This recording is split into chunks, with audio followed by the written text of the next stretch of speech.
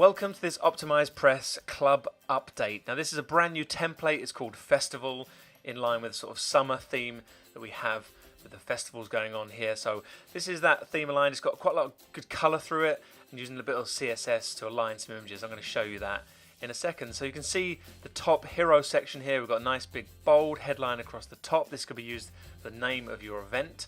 We've then included some little icons each section there. So we've got marketing, social media and monetization. So there's 3 little bullet points. We then go into this sub paragraph here, bit of place to put in a description about your event or a catchy supporting headline to go in there. We then got some information below, including the 2 dates. We've got workshop date then and another date there. We've also got the location of this event. And then we've got this call to action button here, register now. This would go through to your order form, your checkout page. So you can choose to customize that. You might just want to send it to a registration page where people go and register if it's a free event, or a checkout page if they were paying. So you can see a nice big bright background. It's got a nice gradient image to it as well. So it's nice and bright there and it stands out. Let's move on down. We've got this row here. We've included a section of one of the speakers, and this could be even the host of the event. It could be yourself or maybe your keynote speaker.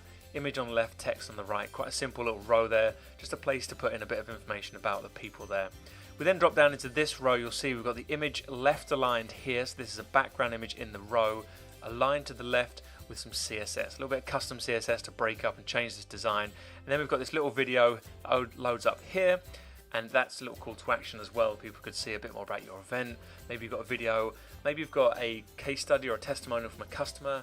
That could go in there as well. So if you had that person speaking, you could use the same image of the person on the left, and then when they click play, they've got the video of the person in the video there. So nice little layout. Anyway, change it up. You could change the color of this background as well if you wanted. Into this row, you could put a different color in there to match your branding of your event.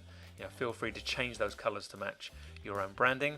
We then go down into the speaker section, and we've just included images and then a name and the address or the URL of the company for the person who's speaking. So a nice little area here. You could clone, reduce this if you wanted to. You can add more depending on how many speakers you've got for your event.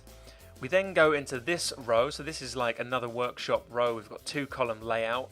The left image is aligned using CSS, same as above. The right hand image is actually set in the background settings for the entire template. So the template has a background image set in it, and that's what's showing there on the right hand side. And you can see that background behind is actually fixed. It stays in place, whereas this image on the left moves with the row. So 2 event sort of descriptions there. You've got workshop day 1 and then you've got workshop day 2. Call to action buttons below. You could choose to link those to more content if you wanted, or again to checkout pages or order forms based off how you want to run your workshop days. We then go into this final row. You've got another row here, and it's showing a savings package, in this example highlighting a full price if they wanted to buy it.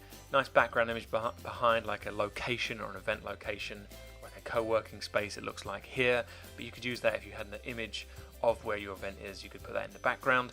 Description on the left hand side, some bullet points to highlight the benefits of buying at the full price. Image over on the right hand side there, or the pricing done with a white circled border so it stands out behind.